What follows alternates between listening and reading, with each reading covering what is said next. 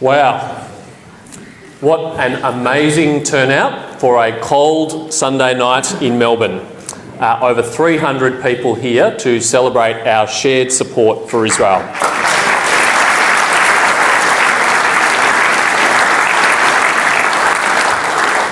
My name is James Patterson. I'm a Liberal Senator for Victoria, and in conjunction with my friends Tim Wilson MP and David Southwick MP, I'm honoured to be a patron of the Liberal Friends of Victoria, which of course we're launching here tonight. Welcome to Goldstein to everybody if it's your first time, and of course if you live here, it is a privilege to be able to represent you in the Federal Parliament.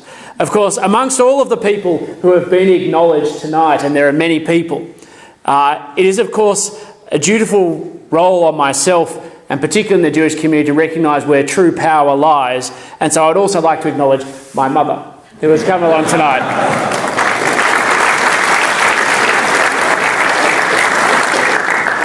But it's also a great privilege to be able to introduce our first guest speaker, Josh Frydenberg. Josh will not be somebody anonymous to you in this room, but nor will he be anonymous to anybody in the nation. If you wake up and turn on the radio at 6 a.m, I'm sorry to say, Josh, sometimes you are the first voice I hear in the morning. You are a powerhouse politically and one of the 6 Jewish members of the Federal Parliament, but I do need to note the only one in Cabinet. And he is responsible for the great challenges that affect our nation, particularly in the energy policy space as Minister for Energy and, of course, the environment as well. Would everybody please welcome Josh Frydenberg.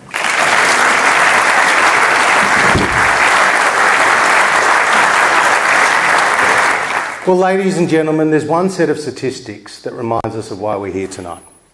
It comes from the UN Human Rights Council. Since its establishment, it has passed 70 resolutions condemning Israel. That's as many resolutions condemning Israel as the rest of the world combined. Since 2006, the UN Human Rights Council has held 22 urgent sessions.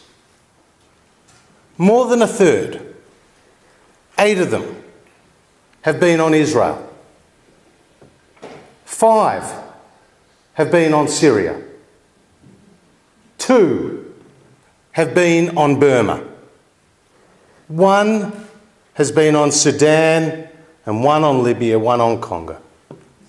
That's right. No urgent resolutions about North Korea. No urgent resolutions about Iran. No urgent resolutions about Zimbabwe or Venezuela. As millions have been killed by these authoritarian dictatorships around the world, Israel, the only democracy in the Middle East, has been singled out. This is why, friends, Israel needs us. And this is why we need Israel. Because if Israel is not strong and if Israel does not prosper, then the values that we hold dear, freedom, the rule of law, equality and human rights, are diminished.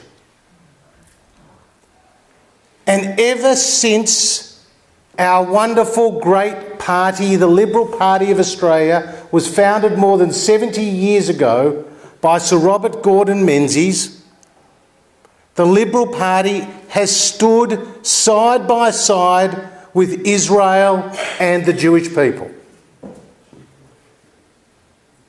It was on the 23rd of October 1965, at a special gala event in Canberra, that marked the naming of a forest in Israel in Sir Robert Menzies' name, that he got up among those present and talked about his personal friendship and fellowship with Rabbi Brody and Baron Schneider, and said, and I quote, "Israel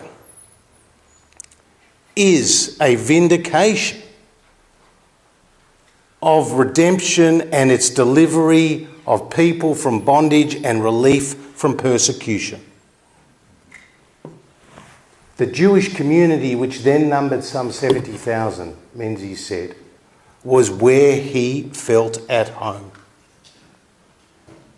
And if you look at his actions in standing up to totalitarianism and fascism, and in 1956 with Richard Casey as his Minister for External Affairs, standing with Israel during the Suez crisis when many other countries didn't, Menzies also lived those words. And in 1966, he was going to visit Israel but fell ill. So he sent Paul Hasluck, then his Minister for External Affairs. It was the first time a cabinet minister from the federal government of Australia had ever visited Israel. And Hasluck was warmly welcomed by Levi Ashkol and Abba Eban and talked about his meetings there. And that tradition that the Liberal Party started from its inception of having a friendship with the Jewish people in Israel continued through Harold Holt and McMahon and Gorton and Fraser.